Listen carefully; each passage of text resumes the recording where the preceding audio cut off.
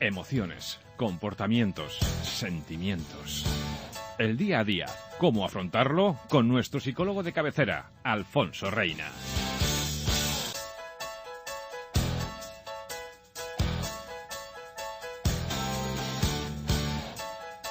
Pues hace unos instantes lo mencionábamos con mi compañero, con Javier Olvera. Ya está aquí con nosotros nuestro psicólogo de cabecera, Alfonso Reina, precisamente para hablarnos de ese miedo irracional que muchas personas tienen a la sangre, a las agujas, a las heridas. ¿Cómo podemos superarlo? Bueno, pues nosotros hoy vamos a intentar dar una explicación a todo ello. La enfermedad, si se llama así, es la hematofobia, el miedo a la sangre. Por lo que yo he podido saber, es una de las fobias más extendidas y que afecta aproximadamente a un 10% de la población. Voy bien encaminada. Sí, buenos días, Alfonso Buenos Reina. días, ¿Cómo Inés. estamos? Muy bien. Pues sí, vas muy bien encaminada. La verdad es que es mucho más frecuente de lo que la gente se cree. Además, yo me he sorprendido. Es eso, la hematofobia no lo podemos considerar una enfermedad, sino que básicamente es una fobia. El otro día pues hablábamos del miedo a conducir, pues hoy hablamos de lo que sería la hematofobia. ¿Qué incluiría? Pues ese miedo a la sangre, ese miedo a las heridas y ese miedo a las inyecciones. He escogido esta fobia porque es una fobia que normalmente las personas reaccionan de una forma muy, muy típica y además que es una reacción, o nuestro cuerpo reacciona de una forma distinta a la de cualquier otro tipo de fobia. Sí, es lo que a mí más me sorprende. ¿Por qué nuestro cuerpo reacciona de manera diferente? Es decir, no se sabe muy bien cómo, pero en el resto de fobias, es decir, pues por ejemplo, pues si alguien tiene fobia a algún tipo de animal, a serpientes, reptiles, arañas, etcétera, etcétera, normalmente nuestro cuerpo reacciona pues activándose, aumentando nuestra tasa cardíaca, el corazón nos va que parece que nos va a salir del pecho, se nos sudan las manos, etcétera, etcétera. Pero en el caso de la hematofobia, a la gente normalmente sí que tiene una primera fase en la que se activa muchísimo, pero que normalmente suele ser en los momentos previos a lo mejor, pues en el caso de si alguien tiene que ir a hacerse un análisis de sangre, pues en los momentos previos a ese análisis normalmente pues se produce esa gran activación de nuestro organismo, pero de repente y súbitamente se produce una bajada brutal, con lo cual puede provocar diferentes síntomas como pueden ser desmayos, mareos, vómitos, etcétera, etcétera. Por eso mucha gente cuando pues habla, incluso ahora que os estaba escuchando, cuando lo más típico es que la gente cuando vea sangre o cuando vea una herida se marea. Yo esto lo he visto, gente que se cae al suelo directo. Es algo que le produce o que produce en nuestro organismo el hecho de marearse. Nuestro cuerpo reacciona de esa manera o reacciona así. Claro, dices, ¿por qué? ¿Cómo es posible? ¿Cómo? Y además, ¿por qué a unos sí y a otros no? Claro, aquí la verdad es que como siempre, al final hay muchas variables, hay mucha gente que comenta, gente que tiene este tipo de fobia. Hay gente que comenta que es que desde pequeñito en su casa o desde pequeñita ya su madre ya le pasaba algo similar, o a su padre, O sea, siempre hay algún familiar que a lo mejor de tal manera que, claro, ya ir a hacerse un análisis de sangre ya se asociaba como algo negativo o como algo malo. Y pues ese niño o esa niña pues aprende ya que eso no es bueno. También es verdad que hay mucha gente, pues es eso, que es al final el haber sufrido una mala experiencia puede hacer que esa persona ya como que condicione esa situación, por ejemplo, al mareo o al desmayarse. Imagínate pues que alguna vez que, bueno, pues nos puede pasar a todos que nos vamos a hacer un análisis de sangre y nos desmayamos o nos mareamos. Claro, hay personas que a lo mejor a partir de ese día ya cualquier situación relacionada con sacarse sangre ya lo asocia a que va a marearse y a desmayarse. Claro, tú previamente ya te haces la película. Exacto, con lo cual, claro, yo ya estoy anticipando que me va a suceder esto, con lo cual al final acabo evitando este tipo de situaciones. Claro, a ver, obviamente no siempre tenemos ese contacto con la sangre o ese contacto con la aguja. agujas. Es que ya solo de pensar, incluso ya a mí me comentaban que hay gente incluso que cuando saben que tiene una prueba con aguja, la noche antes ya ni siquiera duerme, o la semana antes. Sí. Lo que pasa es que es eso, que la gente en sí, al final, no teme tanto la aguja física o la sangre, sino que realmente lo que teme son sus sensaciones corporales. Ya. Esa sensación de que me voy a desmayar, esa sensación de náuseas, de vómitos, etcétera, etcétera. Son sensaciones muy desagradables, fruto de esta ansiedad, de este momento de tensión, pero por muy desagradables que sean, no son perjudiciales al 100%, son síntomas de ansiedad, pero que, claro, la gente lo experimenta como algo muy desagradable, con lo cual al final tiendo a evitar todo este tipo de situaciones. Alfonso, leía también que esto es algo que puede pasar desde muy chiquititos hasta muy mayores, y que sobre todo más hombres que mujeres. A mí me sorprende porque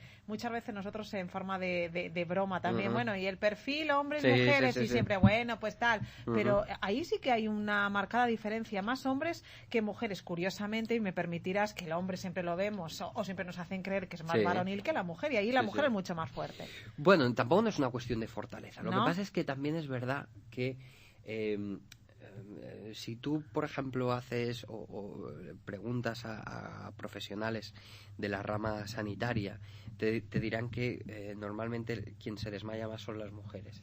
Pero no es porque se desmayen más las mujeres, sino porque realmente los hombres directamente ya no van al médico a hacerse un análisis. Con lo cual, al final, obviamente, parece que hay menos casos. Sí que es verdad que al final muchas cosas de estos, el tema este de si afecta más a hombres o mujeres, es algo también muy cultural. O sea, también esto puede variar en las diferentes culturas, en diferentes países, etcétera, etcétera. Y tampoco no es algo que tengamos que prestarle demasiada atención. Bueno, ¿y cómo se trata, Alfonso? Porque entiendo, tú ya nos decías que es una fobia totalmente diferente a las demás. Sí. Por tanto, yo no sé si el tratamiento es distinto a las demás, ¿no? Claro. Hay diferentes técnicas y diferentes pasos para poder eliminar. Bueno, primero de todo decir que obviamente, como cualquier fobia, puede ser eliminada y puede disminuirse, y es más, es una fobia que bien tratada, bien trabajada, en muy poquito tiempo se obtienen resultados muy positivos, ¿vale? Entonces, uno de los primeros aspectos que la persona tiene que empezar a conocer o a ver es que esas sensaciones que está sintiendo son fruto de la ansiedad, y que no tiene que pasarle, o que no le va a pasar nada peor. Como he dicho, está este doble patrón donde primero hay una gran activación y después se produce lo que es el tema del desmayo, porque pega un bajo muy, muy grande. Con lo cual, uno de los primeros pasos también es conseguir que no se pase, es decir, que no nos activemos demasiado para que no se produzca luego esa bajada tan súbita, ¿vale? Sino el intentar en esa situación, mediante ya sean técnicas de relajación o técnicas de control, intentar de alguna manera que esa persona, cuando vaya a enfrentarse a esa situación, estemos obviamente no vamos a estar en una situación de relax, porque nadie en su sano juicio estaría relajado, pero sí con un cierto control de esos niveles de ansiedad, para que no sean niveles excesivamente elevados. Y posteriormente, obviamente, una de las cosas que sí que hay que hacer es exponerse o ir exponiéndonos a eso que tenemos, a eso que tememos, por ejemplo. Enfrentarnos a aquello. Lo que pasa es que, claro, ya me veo la sala llena de agujas, ya me veo la situación. Lo que pasa es que, claro, que al final hay muchas maneras de enfrentarse a las cosas, y yo creo que es algo que aquí he repetido 1001 vez, de que al final hay que hacer siempre pasitos pequeños. Y en este caso también, es decir, es mucho más positivo el ir aproximándome y acercándome poco a poco, que no decir, venga, me tengo que quitar el miedo, voy a ir directamente a hacerme un análisis de sangre, sino que hay otros pasitos que a lo mejor me pueden, pues ya simplemente muchas veces la gente, el olor de los hospitales ya lo tiene asociado, con lo cual a lo mejor un primer paso simplemente es dar una vuelta por el hospital e intentar mantener un poco esos niveles de ansiedad pues un poco controlados. A lo mejor lo siguiente es el tocar el material, el tocar hacérselo familiar. Sí, hombre, no me voy a poner a clavarme agujas, pero sí pues jugar un poco con el émbolo de la jeringuilla, el entender un poco todo el proceso. Es decir, todo eso, quieras que no, va a hacernos que nos aproximemos a esa situación que es la que más tememos, de tal manera que va a ser mucho más fácil de controlar esa ansiedad. Fíjate, escuchándote y hoy precisamente que hablamos de este tipo de fobia tan particular, haciendo un poco de memoria, estoy recordando un episodio de Televisión Española de la serie Cuéntame, hace algunas semanas ya, que veíamos a uno de sus protagonistas, a Carlos, que había tenido un problema en la cárcel y tenía una fobia a los cuchillos, ¿no? Fue al psicólogo para que le ayudara a superarlo, porque este chico veía un cuchillo y salía corriendo y le venía a la cabeza pues un montón de historias. Bueno, pues precisamente con la psicóloga lo que trabajaron es lo que nos comenta Alfonso Reina, poco a poco, despacito, como al final se llevó pues en casa, pues él mismo pues tenía los cuchillos, los sacaba del cajón y trabajaba con ello, ¿no? Pero todo muy poco a poco, familiarizándose desde luego primero, como tú muy bien comentabas, con esta situación. ¿Cuánto tiempo más o menos? ¿O depende de la persona? Uno puede... Depende mucho de la persona, cada uno, ¿no? Es decir, hay casos en los que con pocas sesiones puede esa persona volver a enfrentarse a esas situaciones. Depende de mucho, porque también es importante saber o conocer si única y exclusivamente tenemos esta fobia o está entremezclado con otras circunstancias, o está entremezclado con otro tipo de problemas que también deben de ser tratados. Claro, porque estos problemas, Alfonso, ¿verdad? Hoy hablamos de esta fobia, la semana pasada estuvimos hablando del conducir,